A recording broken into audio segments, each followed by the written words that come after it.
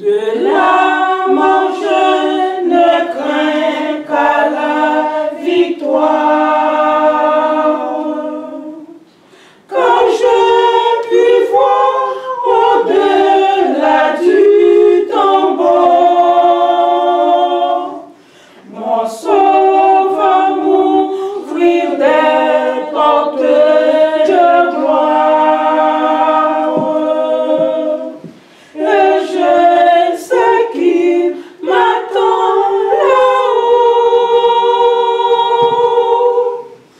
là-haut. Là-haut, il m'attend. Là-haut, il m'attend. Pour toujours là-haut,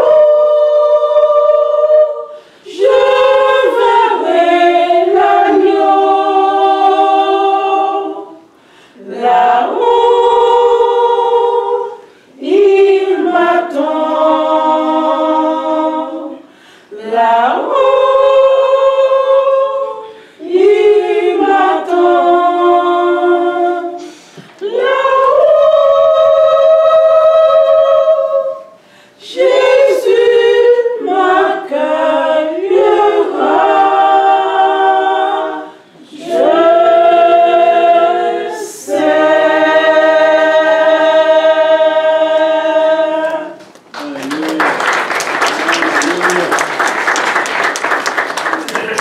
Merci beaucoup, merci beaucoup. Il m'attend là-haut. Là-haut, il m'attend. Il m'accueillera là-haut. Prions le Seigneur. Éternel, ta parole est la vérité. Sanctifie-nous par ta parole. Vivifie-nous par ta parole. Nourris-nous par ce pain qui descend du ciel et donne la vie éternelle. Au nom de Jésus-Christ. Amen. J'aimerais que vous puissiez ouvrir vos Bibles dans Luc, si vous les avez. Ceux qui ont des Bibles électroniques, évidemment, ils les ont dans leur téléphone, ou dans leur iPad, ou iPod, ou tablette, Samsung.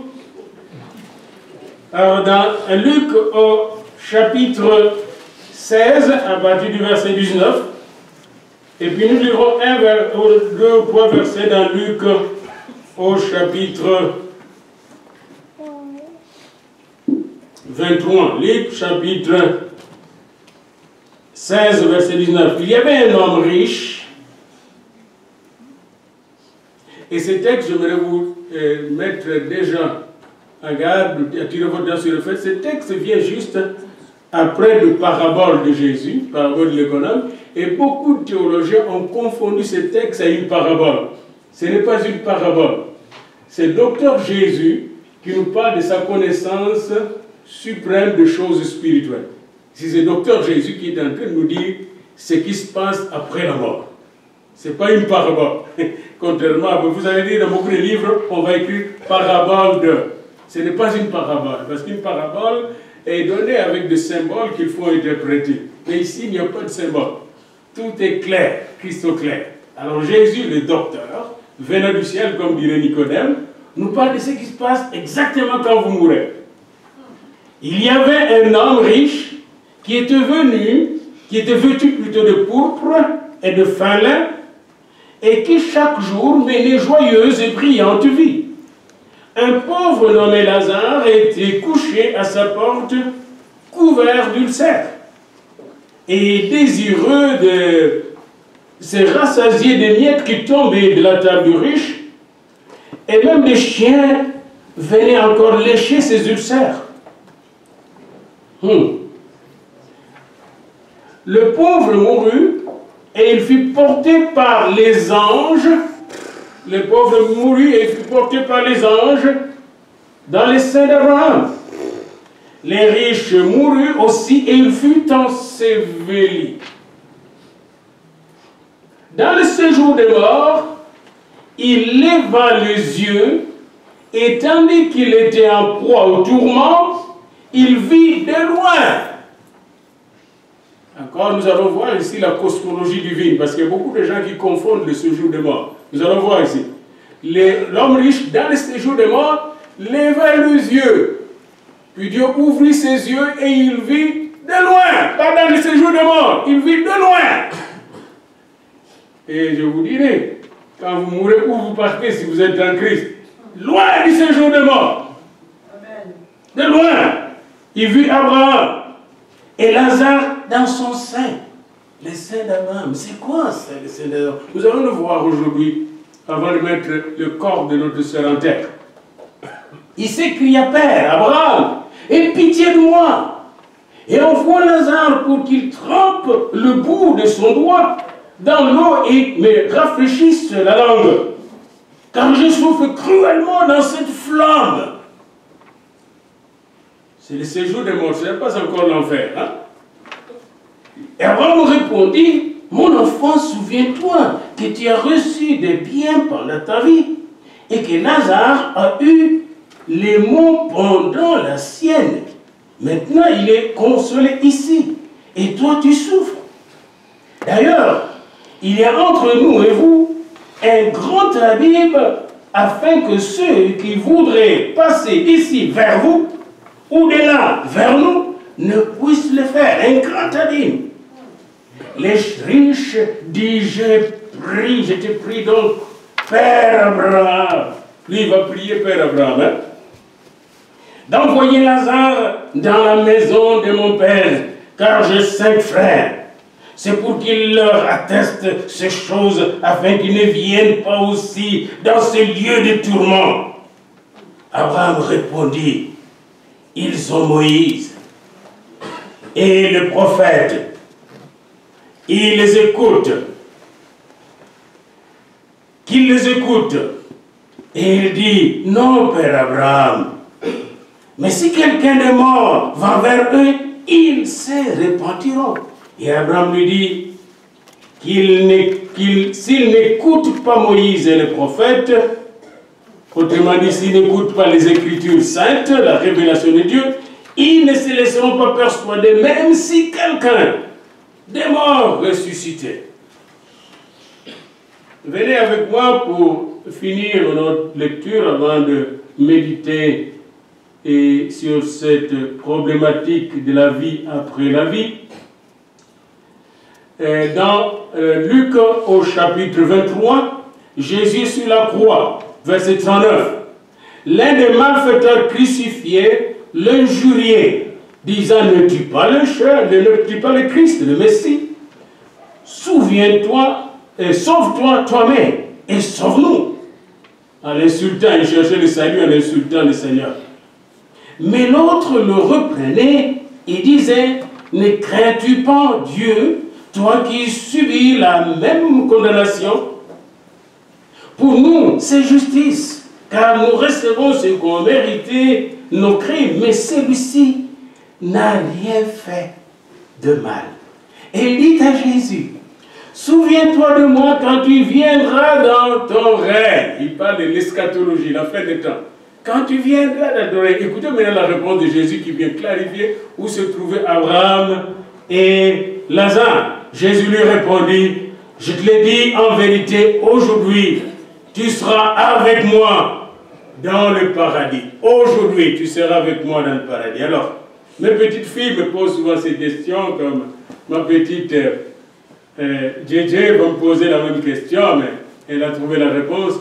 Où est Nana depuis le jour qu'elle nous a quittés? Où est-elle? Alors, je vais vous répondre à cette question avec la cosmologie biblique, la science qui nous montre comment le cosmos fonctionne selon Dieu. Qu'est-ce qui se passe quand vous quittez cette terre? L'homme riche, d'abord, on ne donne pas son nom. Vous savez pourquoi? Parce que lui était qualifié par ses avoirs. On dit bien comment il s'habillait. Il s'habillait avec du pot de pourpre et de fin lin. Et quand il passait par terre, dit l'homme au pourpre et au fin lin, l'homme riche, l'homme qui avait tout, il était défini par ses avoirs. Alors je vous dis déjà que ce n'est pas la richesse qui l'a empêché d'aller là. Mais il était trop défini par ses enfants. Parce que l'homme qu'il va voir là-haut, Abraham était de loin plus riche que lui. Je vous réfère à Genèse 13, 2. Abraham était très riche en or, en argent et en troupeaux. Donc, ce n'est pas la richesse qui vous empêcherait d'aller au ciel, mais c'est le culte de la richesse, l'amour de l'argent. Cet homme riche avait le culte de la richesse. Il ne reconnaissait pas Dieu. Il avait tellement le culte de la richesse qu'il ne pouvait même pas regarder le pauvre Lazare. Et vous savez, le nom Lazare signifie en hébreu quoi? Éléazar, ça veut dire secours de Dieu. Lazare lui dépendait du secours de Dieu. Et ce qui est étonnant, le docteur Luc ne donne pas le nom, et Jésus n'a pas pu se donner le nom des riches, parce que le riche est devenu anonyme, il est perdu. Et il est perdu pour toujours sans nom. C'est fait. Quand vous perdez, n'est-ce pas, le salut, vous perdez même votre nom, votre identité. Mais Lazare, le pauvre, avait une identité. Son identité, secours de Dieu. Je dépends totalement de Dieu. Et j'aimerais vous dire que la femme dont le corps est là, elle dépendait totalement de Dieu. Je l'ai vu pendant 10 ans, elle dépendait totalement de Dieu. Je l'ai vu dans la prière, elle dépendait totalement de Dieu. Je l'ai vu dans l'action, elle dépendait totalement de Dieu. Et elle ne dépendait pas de l'argent. Quand elle avait un peu, elle donnait aux autres qui en avaient besoin. Je l'ai vu même, quand il était encore malade, envoyer sa fille avec sa dîme à l'église. Va donner à l'église. Cette femme-là, elle dépendait de Dieu. Et l'homme riche, en plus de dépendre de sa richesse, il était aveugle. Aveuglé par l'argent, il ne voyait pas les autres. Il était égoïste, égocentrique, centré sur lui-même. Dieu n'existait pas pour lui. Et à la mort de l'homme riche, regardez ce qui se passe. Quand il meurt, on est allé l'ensevelir, lui. Mais lorsque Lazare meurt plutôt, les anges au pluriel, pas un ange. Hein, on a la petite philosophie, la petite théologie de l'ange gardien. Hein, mais Dieu est plus grand un peu. Hein. Des anges viennent chercher le lit de Dieu. Lazare, on est venu le chercher par les anges. Ceux qui connaissent bien le nombre d'anges savent qu'ils sont des milliers, des milliers, des milliards et des milliards d'anges. Donc même ici où nous sommes, alors que Maman Verna écrit tout ça, il y a des milliards d'anges à son secours, elle ne voit pas. Et ma prière, Seigneur, ouvre ses yeux afin qu'elle voie. Nous sommes gardés par des anges et même par des chérubins qui gardent la gloire de Dieu et qui surveillent les démons et les diables afin qu'ils ne puissent nous toucher. Aucun vaudou ne va vous toucher, aucun zombie ne va vous toucher à cause de Dieu. Ni le sort des sorciers, ni la magie occulte ne saura vous toucher à cause de ce Seigneur qui s'appelle l'Éternel des armées. Lazare, mort bien-aimé, fut élevé par les anges. Vous connaissez comment Élie était venu chercher Élie, n'est-ce pas, vous, les enfants de Dieu? Vous connaissez comment Élie était venu? Toujours, vous avez quand vous allez mourir, on viendra vous chercher. Comme une autorité spirituelle, amen. Parce que pour Dieu, tu es un fils béni, une princesse, une race élue, un sacerdoce royal. Vous n'êtes pas n'importe qui pour Dieu. Le monde vous regarde comme n'importe qui. Mais dites à votre ami, je ne suis pas n'importe qui devant mon Père.